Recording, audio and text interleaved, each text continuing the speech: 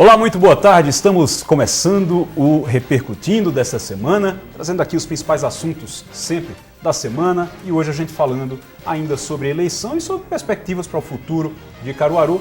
Recebendo aqui hoje o Rafier Delon, que foi candidato a vice-prefeito na chapa junto com o Tony Gel nessas últimas eleições. Muito boa tarde. Boa tarde, Igor. Boa tarde, Eliakim Oliveira. Boa tarde, Igor. Dilson Oliveira. Boa tarde, Igor. Vermelhinho, teve ontem lá no... O sol quente da cidade.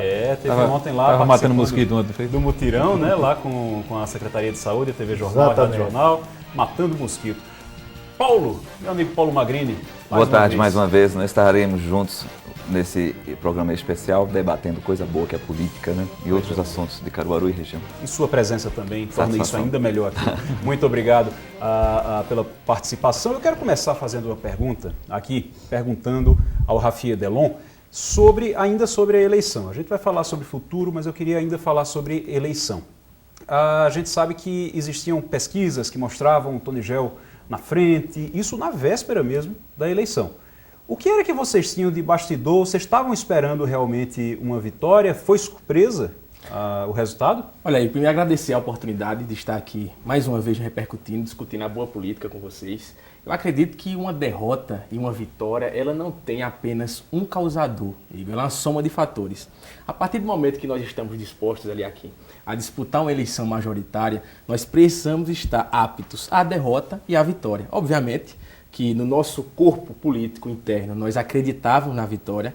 Obviamente as pesquisas de modo majoritário respaldavam essa vitória eleitoral para nós, mas que no contexto geral, Igor, sendo muito sincero e muito claro, obviamente existiram falhas. Nesse comparativo, a gente sabe que a análise de SWOT, os pontos positivos e os pontos negativos são importantes demais. No pós-campanha também, eu posso afirmar com letras garrafais, Igor, que do ponto de vista eleitoral perdemos, mas do ponto de vista político eu pude obter uma vitória no sentido da eleição municipal de Caruaru. Certo, mas eu quero saber o otimismo que aparecia nas pesquisas, entre os eleitores. Vocês estavam naquela mesma vibração também, do mesmo jeito? Sem dúvida, Igor. Acredito que uma eleição de ambas as partes, no segundo turno, obviamente, polarizada, da nossa parte e da parte da nossa adversária, nós observamos que tinha um otimismo de vitória. A eleição é isso.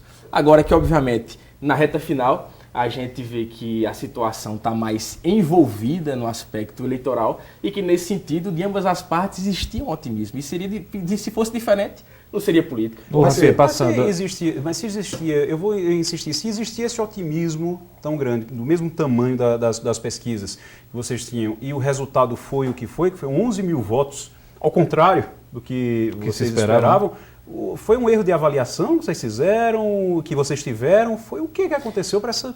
Igor, como eu falei anteriormente, não existe um fator para a derrota, é uma soma de fatores. Nesse sentido, observamos que, sem dúvida, o resultado das urnas não foram convincentes com o que a gente imaginava. Nós não imaginávamos que dentro de uma eleição dessa tão acirrada, 11 mil votos de diferença seria a vitória da adversária, que obviamente agora não resta mais nenhum questionamento à vitória. Eu acredito que nesse sentido também o próprio Tony Gel, ele conseguiu quebrar o paradigma dele, Igor, com o apartamento que ele passou de 80 mil votos. Existia um pensamento, Dilson, que Tony tinha um teto de 60, 63, 65 mil votos e ele ultrapassou para mais de 8 mil votos. Então nossa responsabilidade agora, Igor, é da oposição. Não existe governo, não existe democracia se não tiver a oposição e a situação. E quais foram então os fatores principais para essa derrota? Você disse aí que tem vários, não foi somente um. Enumere para a gente aí, quais foram os principais? Eu acredito que dentro do conjunto de fatores dessa derrota, a gente acredita, é uma análise pessoal essa que eu faço, em relação, sem dúvida, à questão do Neguinho Teixeira. Faltou decifrar ou levar a mensagem de modo mais claro para a população. Que a mensagem era essa, Deus? Que ele foi eleito pela oposição, que a vitória dele na presidência da Câmara não foi uma vitória pessoal do então prefeito Tony Gel, foi da oposição, e que, consequentemente a isso, na ausência do deputado estadual Roberto Liberato ter aceitado permanecer como vice-prefeito da cidade e sim como deputado estadual, ficou a história um pouco mal contada, no sentido do período eleitoral. Porém, por que vocês não contaram a história nesse sentido, Dilson, a gente acredita que nos debates que a gente participava como candidato a vice, a gente conseguiu de modo muito claro deixar tudo ciente em relação a como foi esse episódio do Manuel Teixeira. Agora, a gente não pode achar, Dilson, que foi apenas esse caso que foi o caso da derrota. Se fazer em contrapartida também, a gente observa, Eliakim, que no contexto de campanha, nós temos uma campanha muito bem organizada no aspecto jurídico, no aspecto de voluntários, de militância, no aspecto do guia eleitoral, algo que era um erro anterior, das campanhas anteriores de Tony Gel, e no sentido também da participação do vice, nós conseguimos quebrar o paradigma que o vice pode sim ser um protagonista no debate municipal. O Rafinha, então nesse caso de Neguinho Teixeira, foi mérito da campanha adversária então? Não acredito. Eu acredito que foi uma falta de mensagem da nossa campanha. Obviamente ela tem os méritos para a vitória, mas a vitória da nossa adversária foi mais de uma ausência da nossa capacidade de demonstrar essa questão argumentativa do que uma competência única da candidata adversária agora eleita. Nessa seleção, nessa observação de múltiplos fatores que culminaram com esse resultado, se observou uma plástica equilibrada. Mas dentro dessas questões de equilíbrio que foi tão debatida por você como vice, que se colocou como protagonista,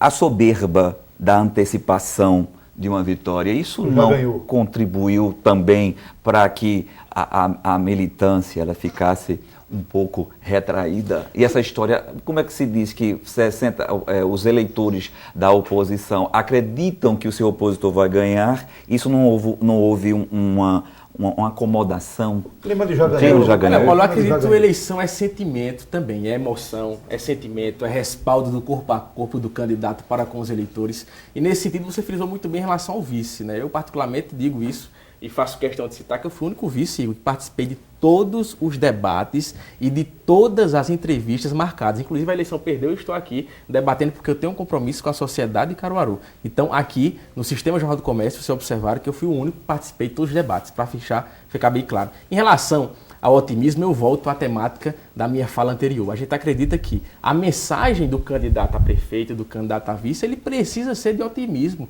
Por mais baixo nas pesquisas, por mais atrás que esteja na pontuação eleitoral, é necessário passar o sentimento da vitória. Isso é uma coisa natural, isso é em Caruaru, isso aí é no Iapoque, é no Chuí, em qualquer região política do mundo, a gente vai observar a energia positiva do otimismo e da vitória entre os candidatos. Ô, Rafael, o que o Paulo Magrini perguntou tem a ver com aquela minha primeira pergunta, que o que eu estou tentando entender é se o otimismo era só política, era só de eleição, ou se internamente vocês acreditavam realmente na vitória.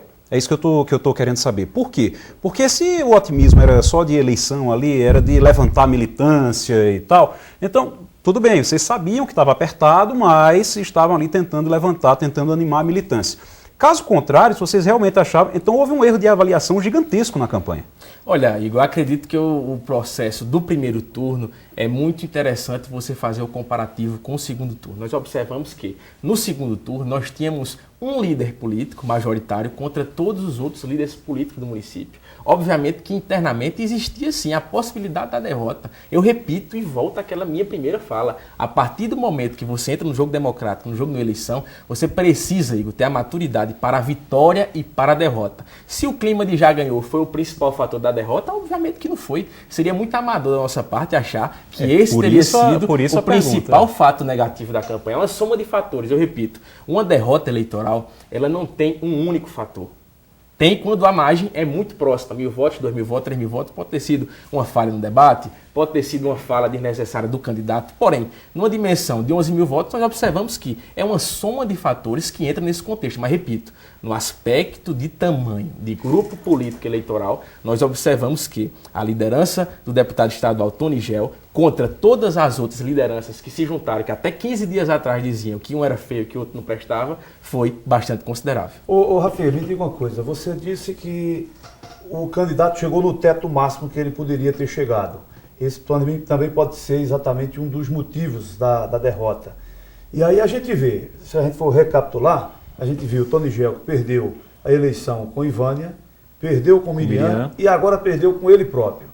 O que é que o Tony Gel tem que fazer para se reinventar então? Ou está perdido de tudo daqui em diante? Não, a gente não pode deixar de considerar a liderança política do deputado estadual Tony Gel. 80.000 votos de 80.000 votos, sem nenhum tipo de liderança local do seu lado, obviamente que a gente não pode achar que isso pode ser desperdiçado. Cada eleição é um fato, a gente não pode querer comparar a eleição de Ivânia com a eleição de Miriam e, obviamente, com a eleição de Tony Gel. Cada eleição é um raciocínio lógico. Eu acredito, Dilson, que no aspecto momentâneo é necessário organizar a oposição. Por que eu digo isso, Dilson? Caruaru nunca teve uma posição do ponto de vista pragmático em relação ao governo municipal. Nós iremos, a partir do ano que vem, fazer o Monitora. O Monitora é um conjunto de plataforma de discussão como uma lupa dentro do Palácio Jaime Nejaim. Nós observamos a partir de agora, Dilson, para você ter ideia, que existe uma lei complementar, que é a autoria da deputada estadual que foi eleita, que dá relação à transição dos municípios, do município e também do governo do estado. Essa lei, para você ter ideia, ela tem 9 artigos e nenhum deles fala em população. Por que eu estou dizendo isso? Porque a equipe hoje,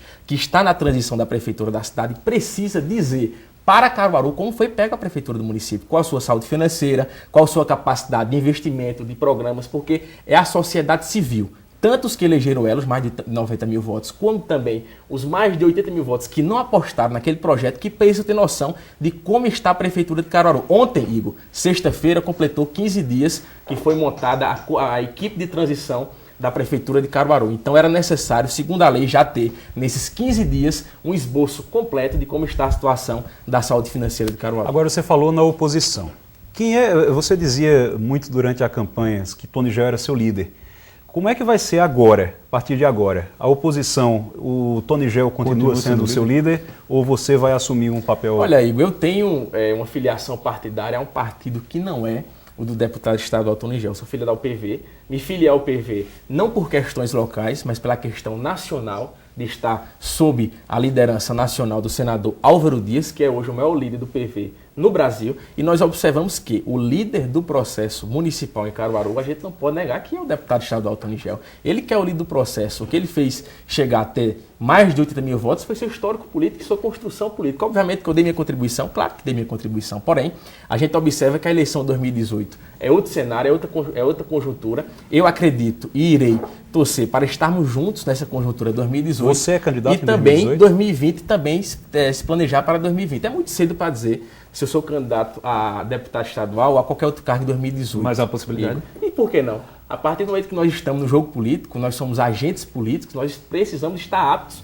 a qualquer missão que venha em 2018. A gente observa, Igor, que nessa conjuntura de renovação política existiu também uma quebra de paradigmas na minha colocação como candidato a vice. A minha escolha como candidato a vice deu também a opção, um leque dos nossos opositores também escolherem jovens para disputar. Então, é uma quebra de paradigma dentro de um local que, no aspecto de escolhas majoritárias, Paulo, existe um certo conservadorismo para as escolhas de disputa. Você foi colocado e se colocou no período eleitoral como um vice-protagonista, a palavra que mais se colocou como vice-protagonista. Você, claro que a eleição foi um processo eleitoral, a realidade daqui a 2 anos é outra, mas o questionamento mesmo respeitando a liderança do deputado, fazendo parte do grupo por afinidade, você se colocará, você acha que terá sobrevida para um projeto em 2018, 2020, sem este apoio, caso você se distancie, por exemplo, se não tivesse lastro com o deputado, até porque todos os ex-candidatos colocados pelo deputado, por esse grupo, nenhum depois seguiu essa questão. Geralmente não. Você acha que vai ter sobrevida para isso? Sua pergunta é muito pertinente, Paulo. Eu acredito que minha construção política, apesar de pouca, ela foi respaldada por competência própria.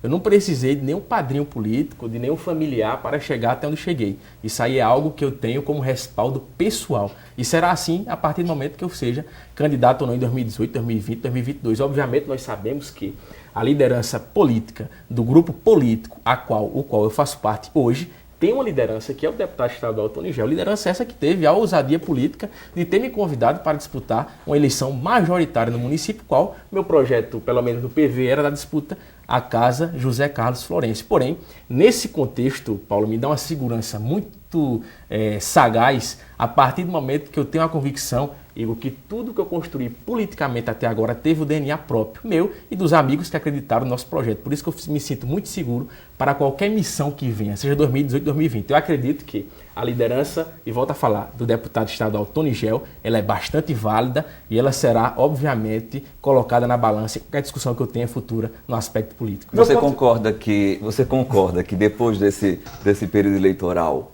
já que você, ainda falando do protagonismo, você acha que esse período, segundo pelo menos os bastidores, os analistas, na sociedade, disse que nunca mais o pleito em Caruaru, a história do vice poderá ser diferente?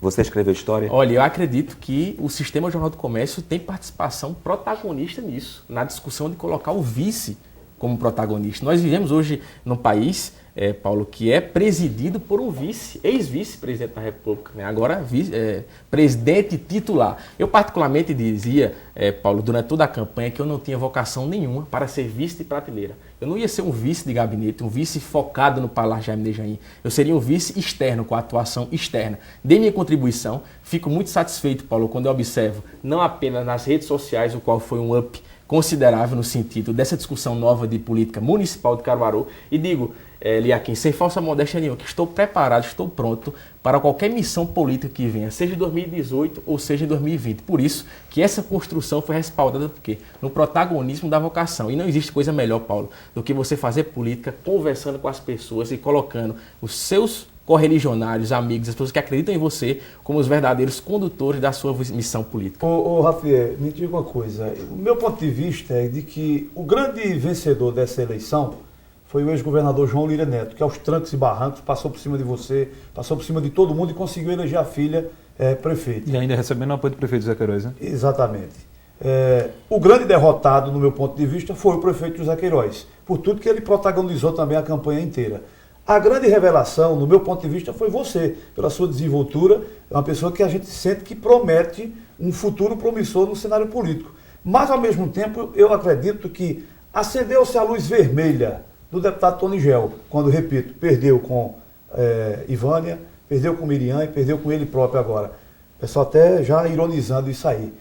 E aí, você concorda comigo nesse ponto de vista ou discorda em alguma coisa? Dilson, eu acredito que... E você surge aí como uma opção, porque acendeu a luz vermelha do deputado Tony Gel e chega um momento de ele ter que ter um sucessor também. Você se colocaria como esse possível sucessor? Olha, Dilson, primeiro a gente sabe que na nossa campanha tem uma diferenciação muito grande do adversário, que era o quê? Nós não víamos a Prefeitura de Caruaru como uma tábua da salvação.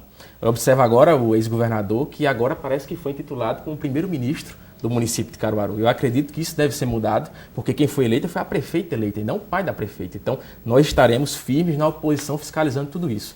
Respondendo sua pergunta em relação a ser um sucessor ou não do deputado estadual Tony Gel, eu acredito que o tempo vai responder isso.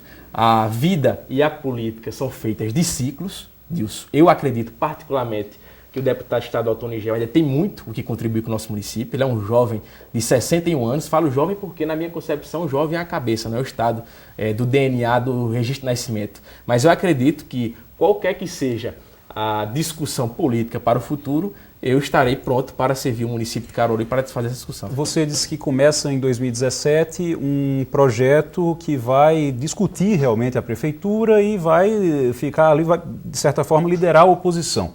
Agora, você, Tony Gel, todos. Agora, isso não está sendo feito agora, nesse momento, que o processo de transição já está acontecendo. O que é que vocês têm feito nesses dias? Eu acabei de falar, né? Eu falei que a questão da transição, ela era um PJC, né? Um projeto de lei complementar, que agora é lei complementar, a lei complementar 206 de janeiro de 2014, que é da autoria da deputada estadual eleita prefeita do nosso município, que é essa lei que dá sentido à transição do município. Vou repetir. Ontem, sexta-feira, fez 15 dias da implementação dessa comissão de transição do município de Caruaru. Segundo a lei, que, repito, tem 9 artigos, em nenhum momento fala sobre povão, população ou qualquer tema relacionado à sociedade civil. É necessário que o município de Caruaru, que a sociedade civil, que os quase 400 mil habitantes tenham noção de como está a saúde financeira e a prefeitura do município. Não, isso você já tinha falado realmente. Eu quero saber qual é o papel ativo. Você chegou a procurar a equipe de transição, chegou a conversar com alguém sobre isso? O primeiro ponto que a gente deve ter noção é que a equipe de transição ela é formada pela prefeita.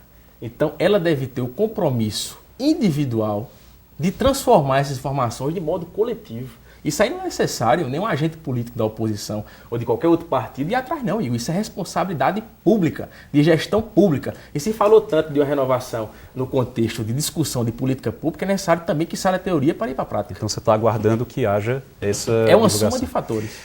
Ok, vou chamar o intervalo e a gente já volta com o Repercutindo aqui. Rapidinho.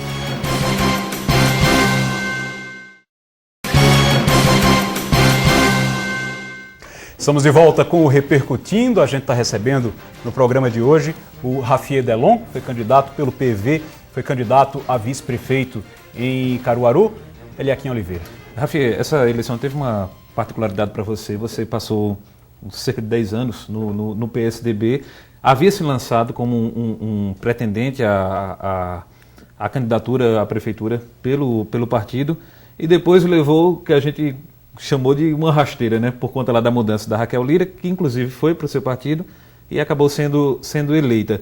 Ficou uma mágoa do PSDB? Há uma possibilidade de voltar ao partido futuramente, já que tem uma grande história com ele? Olha, Eliakim, primeiro é importante frisar que eu não me lancei candidato a prefeito do município pelo PSDB. O que existiu foi uma determinação do presidente estadual do PSDB, o deputado estadual Antônio Moraes, inclusive atualmente também é o presidente estadual, e ele me colocou na posição de pré-candidato a prefeito do município, qual eu estava disposto naquele momento, porque era o nome do partido na cidade, apesar de termos outros nomes, mas o nome que aceitou a convocação, o chamamento, foi o meu nome. E era eu particularmente também, né? Não me arrependo de ter saído do PSDB, Eliakim. Eu acredito que existe uma diferença muito grande, Dilson, entre traição, né, e ingratidão.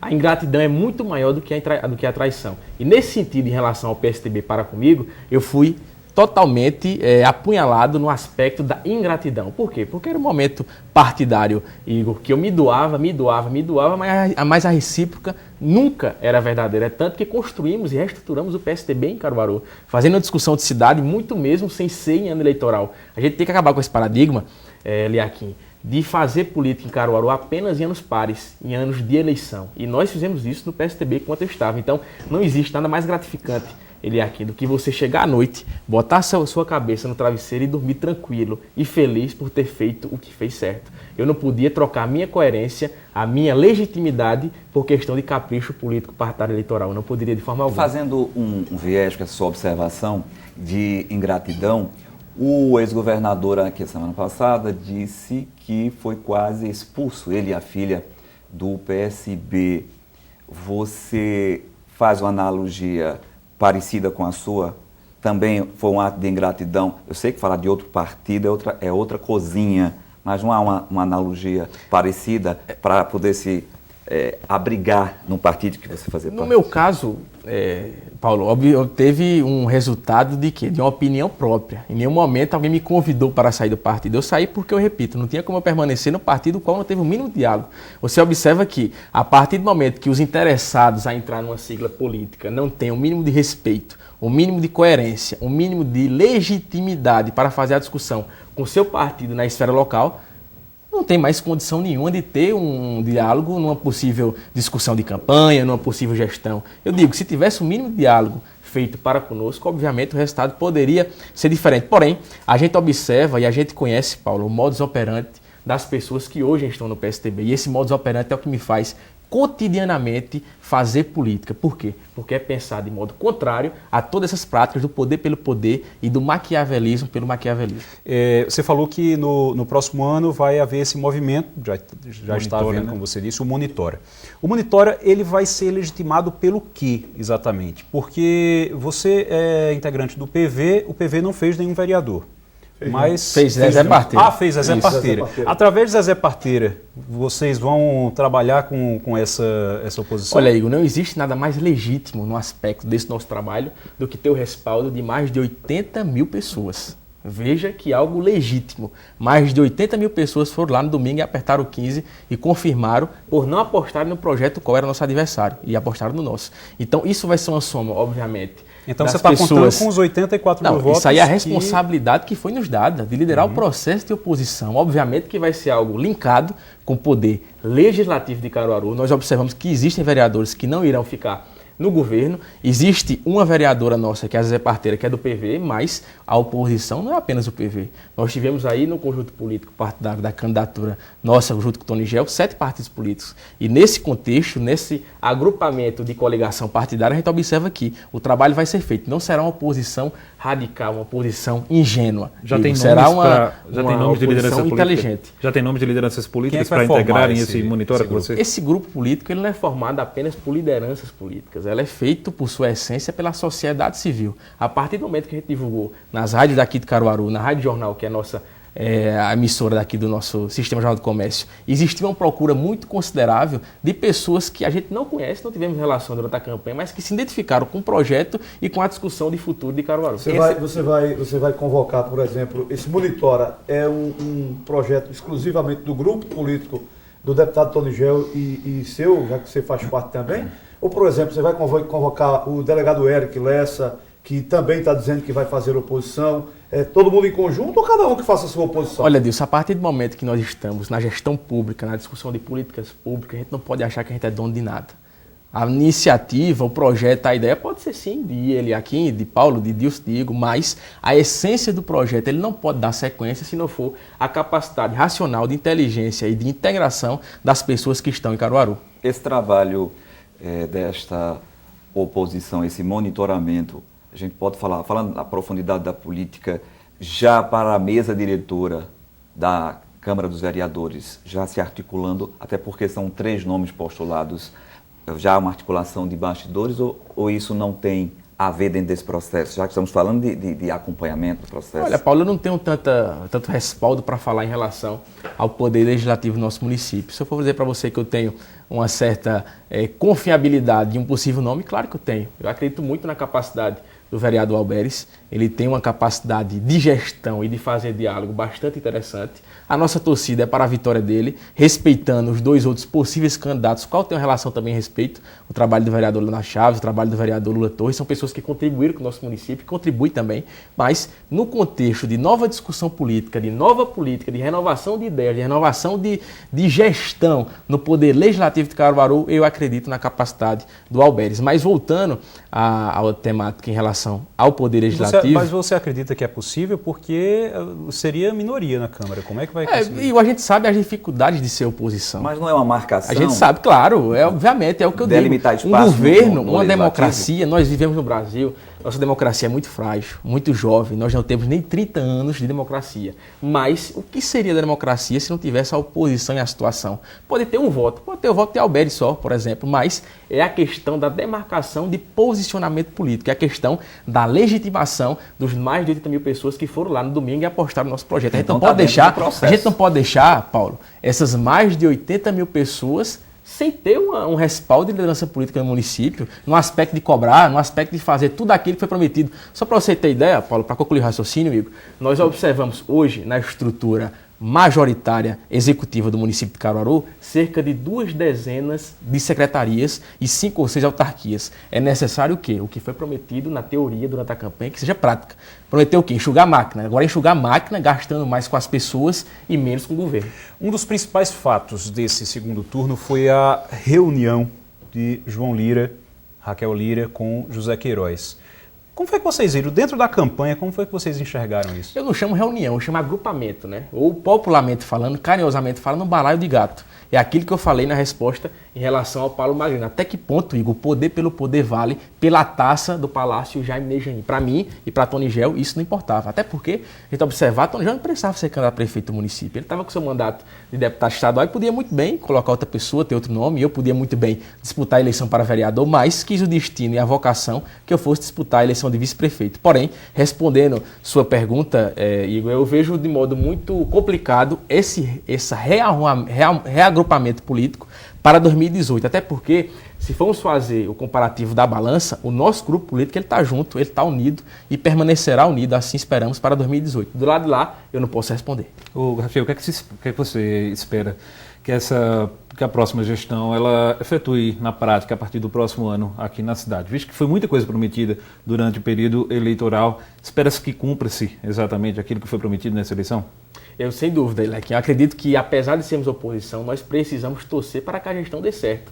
Para a gente não existe, Lequim, a questão do pior pelo pior, ou pior, quanto pior, melhor. Para a gente não funciona dessa forma. A partir do momento que a gestão vai bem, que o município vai bem, obviamente a consequência é qual? Que os caruaruenses estão indo bem também. Porém, nossa responsabilidade da oposição ela não pode deixar colocar debaixo da gaveta. Mas, nesse sentido da sua pergunta, Eliakim, eu dizia muito durante a eleição que o desafio de gerir Caruaru é muito mais do que administrar o principal município do interior de Pernambuco. É de liderar processos de transformação social, Nós observamos aí o déficit de creches que nós temos no nosso município, então isso é algo para ontem, essa discussão. A rediscussão do organograma da prefeitura, isso com uma coisa mais enxuta e, obviamente, com mais respaldo na sociedade do que no governo. E, obviamente, os dois principais casos do município, não só de Caruaru, mas de modo geral, que é a questão da saúde e da educação, sem fugir de um tema que deve ser colocado na pauta principal da prefeita eleita, que é a mobilidade urbana. Nós temos aí um centro sufocado, uma Rua Duque, uma 15 de Novembro, uma Duque de Caxias,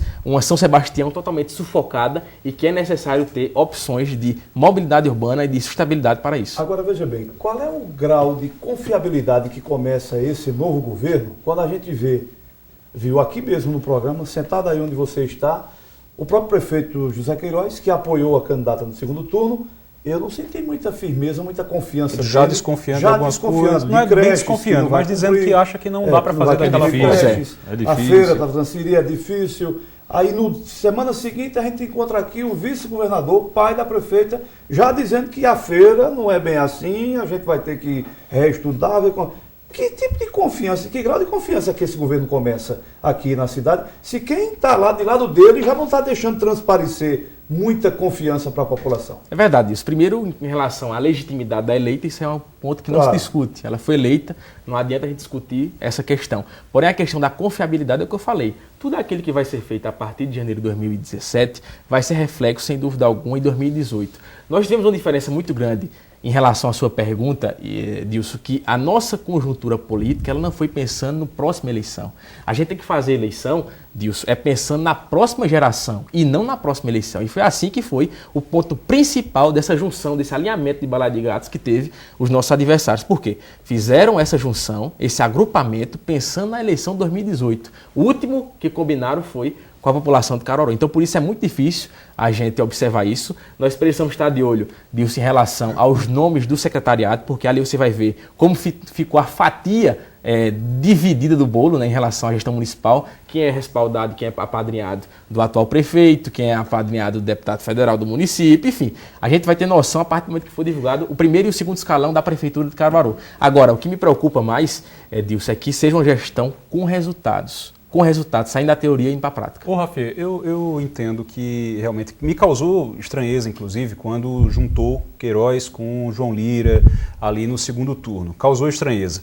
Dissemos isso a eles, inclusive, aqui. Agora, de certa forma, quando você diz que olha, eles se juntaram pensando neles, pensando na próxima eleição, mas não combinaram com a população, então por que é que eles ganharam? Não, o que eu falei no sentido da combinação foi que a relação foi feita pensando na próxima eleição. No aspecto da eleição é um fator muito maior do que a própria união, Igor. Você não pode dizer que a vitória da nossa adversária foi devido à junção do atual prefeito com a prefeita eleita que vai assumir em janeiro, não. É uma soma de fatores essa que nós citamos no início da conversa. É um fator de um ex-caso, do ex-presidente da Câmara, somado a uma certa limitação eleitoral majoritária do nosso candidato também, somado também a uma falsa impressão de que a nossa adversária seria uma renovação na política do município. Mas imaginava-se que então é uma soma de fatores, Igor, que no sentido do resultado não tem uma contribuição protagonista para o resultado. Mas imaginou-se que iria atrapalhar e não atrapalhou. Do ponto de vista na balança, contribuiu mais do que atrapalhou. Obviamente que teve sim seu desgaste. A gente sabe disso. Até você mesmo entrevistando o prefeito, você tocava muito nesse ponto. Então você é prova desse sentido. Mas no sentido eleitoral, obviamente, eles são, temos que parabenizar porque conseguiram o poder pelo poder, resultado nas urnas. Rafi, está faltando menos de 40 dias para acabar essa gestão do atual prefeito José Queiroz, está aí há 8 anos no poder. Que avaliação você faz desses últimos, pelo menos essa última gestão do atual prefeito? Olha, de que forma ele entrega a cidade para a próxima gestão? Eu acredito que a liderança do prefeito José Queiroz, ela também é inquestionável, a partir do momento que você tem um indivíduo que foi prefeito do município 4 vezes. A gente não pode discutir. Eu observo que, do ponto de vista político, nós temos nossa divergência, porém, no aspecto administrativo, eu não posso deixar de ressaltar que ele acertou em algumas coisas, errou em outras. Né? Mas, no sentido geral, eu acredito que ele entrega uma gestão regular no sentido de relação às caruaruenses. Muito bem. A gente agradece, então, pela participação. Pena, né? Já acabou, né? Rápido. É rapidinho. Precisamos de mais tempo. Mas como é que fica, só para a gente encerrar, eu queria que você dissesse qual é a avaliação, qual é a perspectiva que você tem para 2017, esse começo de 2017, vocês já começam esse trabalho de oposição? Pois é, Igor, eu sou um vocacionado para a gestão pública. Então isso é algo que eu não posso fugir porque não tem como fugir de mim. Então nesse sentido a gente já começa esse trabalho de oposição a partir de agora, não a partir de 2017, mas a partir de agora, reunindo pessoas, discutindo, conversando. Por quê? Porque quando a gente escuta, a gente erra menos. E quando a gente escuta, a gente sabe a necessidade da sociedade civil. Nós estamos muito otimistas para o futuro, e a gente sabe que é uma construção, é um parâmetro de construção. E nesse sentido eu posso lhe afirmar que a perspectiva é a melhor possível para fazer uma discussão inteligente de cidade. Muito bem, muito obrigado pela participação. Dilson Oliveira, Paulo Magrini mais uma vez. E convidá-los às 18h50 de hoje, o programa Destaque, cada semana melhor. Muito bem. Muito obrigado, Eliakim Oliveira. Abraço também. a todos. Muito obrigado. O Repercutindo vai ficando por aqui. Na sequência tem o Sobretudo. Grande abraço. Tchau, tchau. Até segunda.